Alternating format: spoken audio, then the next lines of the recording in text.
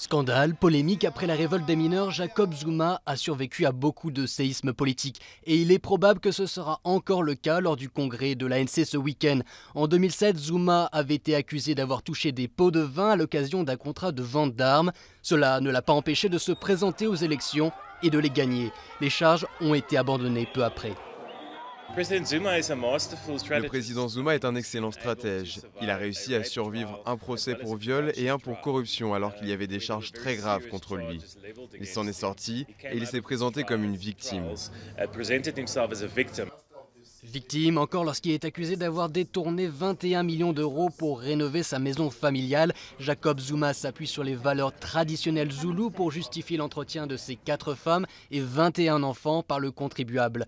Trop, c'est trop pour ses opposants qui scandent n'importe qui mais pas Zuma. À leur tête, l'ancien leader des jeunes de l'ANC, Julius Malema, lui-même sous le coup de poursuites pour fraude. Des poursuites qu'il dit téléguidées par son adversaire.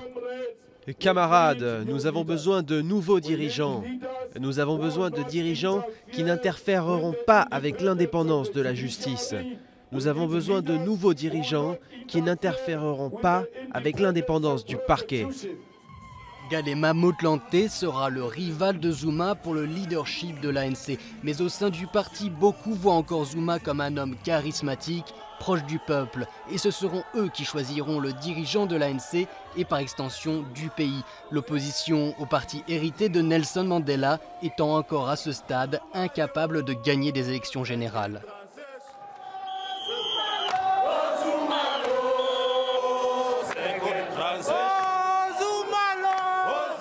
Zuma est à des années-lumière de l'ancien président Nelson Mandela qui a conduit le pays à la démocratie. Mais il sait survivre et les experts continuent de parier sur lui.